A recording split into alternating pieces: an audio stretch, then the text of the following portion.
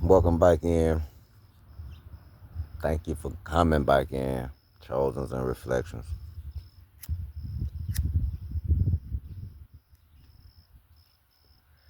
I just wanted y'all to see what's going on. Nothing came up right there. So I replanted some lettuce right here by the Swiss chard. And the Swiss chard to get a little bigger so I can harvest some. I got Swiss chard in there. Right there. That is 2 Swiss chard plants. As you can see, I got more watermelon. I've been taking up a lot of the vines that's been dying off. But there's like 7 more watermelons out here. This is one that's coming for me. I planted collards in this bed. So you can see my collards germinate, and it's been like, what, 5 days? And they germinated way before 5 days. But over here, I got broccoli starting to germinate. It germinated within, what, maybe 3-4 days, same. I got me some Kentucky Wonder green beans going right there. It's like 2 more plants need to come up. I planted 5 of them right there around that trellis right there. So that's Kentucky Wonder green beans. Let me get out of these vines. You see my 2 Clemson spineless okras. This bed right here, I haven't decided what I'm going to put up in here yet for the fall, but I'm going to figure something out. Might throw me some more greens in there. I got amendments in there, just, breaking down to some, like, uh, insoluble fertilizer, so a slow release. I don't know what I'm going to put right there. We got plenty. The watermelon vines over this way kind of came back. That one orange flesh vine right up in here. We have one right here. And we got another one popped up out of the blue. Just off this one orange flesh, it kind of came back. You see how everything's still looking. I put cilantro up in this area. That don't look like a cilantro, but they are starting to come up, as you see. Where they at? Yeah, we got some little germination. This is my habanero pepper plant. That second one back there, that's the biggest it got. That's the most it's doing. I'm really thinking it's because of that okra plant. Shading it off most of the time, most of the day. But it still get that rising sun. You get a lot of that rising sun to around about 12:31, where the sun start coming from that way. But this the habanero plant. And I'm so ready. I went to the farmer's market the other day. It's finally starting to produce fruits on here. Yeah. I went to the farmer's market like 2 Saturdays ago. And the man had some habaneros. I said, man, you grew these habaneros? He was like, yeah. I was like, man, I got like 2 plants. I say they starting to flower, but they've been kind of slow poking all season, man. I was like, I'm getting flowers. I haven't got no fruit production yet. He said, you just get a plant like, yeah, an elder Asian dude. He was like, man, just get a plant like three more weeks. It'll start giving you some fruit. And I'm just assuming he knew what he was talking about, because y'all see the fruit coming in right there. And we got plenty of flowers. Y'all can't see them. More little fruits trying to form. But this is one of the first beds I put in the back. Yeah, this was the first bed I put in the backyard. And I just wanted to show y'all what I got growing in there. Watermelon patch. My okras are doing lovely. That one struggled. That go big right there struggled, but it still produced me some okra. Not as much as the other plants. This is the rainbow mix. They getting pretty tall, y'all. You see that one right there? That's taller than me. It's my height, rather. It's right at my height. It's in the ground, but it's right at my height. Them go bigs. Now I see why they call them go big okra.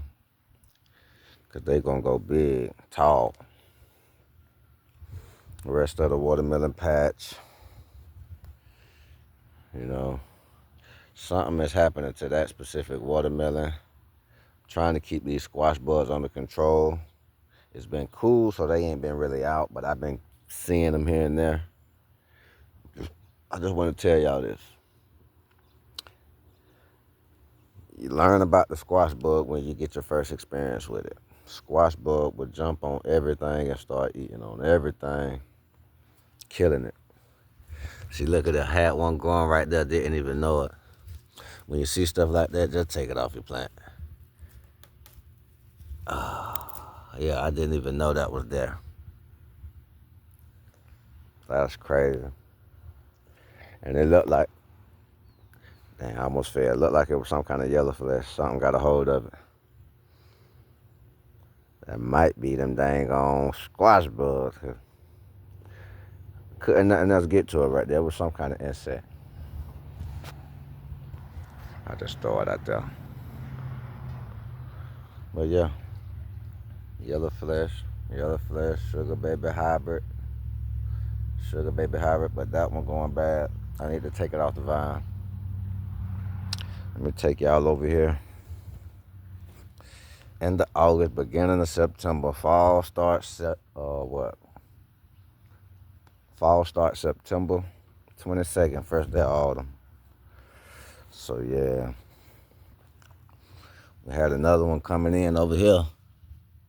It's still firm. Nothing happening to it. Yep. Still firm, so the squash bugs ain't affected it yet. But now right here, as y'all remember over there, in this back bed, this whole season, I have yet to plant anything in there. What I have planted in there have not sprouted. I planted some peas in there at the when I first started dropping stuff in these in-ground beds. I dropped some peas in there. No, I take that back. Pinto beans. I put like 6 pinto beans in this bed, and nothing germinated. But right now, this particular bed on this side, I got 3 collards on this side. I got 3 collards on that side, and I put two of something in the middle. What did I put in the middle? I either put 2 dill plants or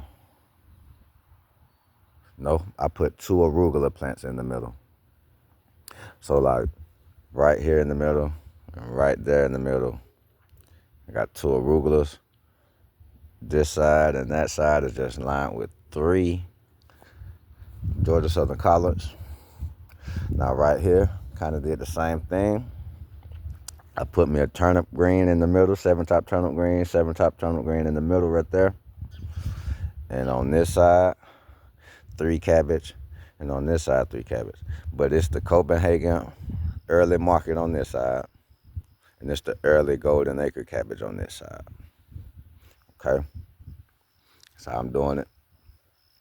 But this is, what's happening right now. I did get me some starts. I seen some starts because I've never ever tried Brussels sprouts.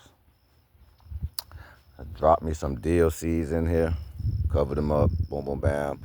I bought me a parsley plant, but I dropped me some more parsley seeds in this bed also, in the area that you see covered.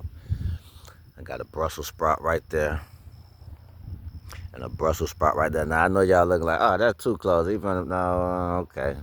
We're gonna let it see what it do, man. We're gonna view that. I did cut the pods, the flower pods and seed pods off of the basil on this side. I'm gonna do it again on this side. We got plenty basil. If anybody who know me, you know what I'm saying, that's close to me, who will want some basil, let me know. We have plenty basil. And I have harvested. The first time I harvested was when I cut the pods up like yesterday. So, might have a more potent taste because you let it go to flower, but it's still edible, it's still nutritional. You get all the nutrients from it that you need. It's like people just picky with how they like stuff to taste, but you're still eating good, healthy. It's still not going to taste bad and all that type of stuff. But yeah, that's the basil. I started that in the spring. That's still my spring plant.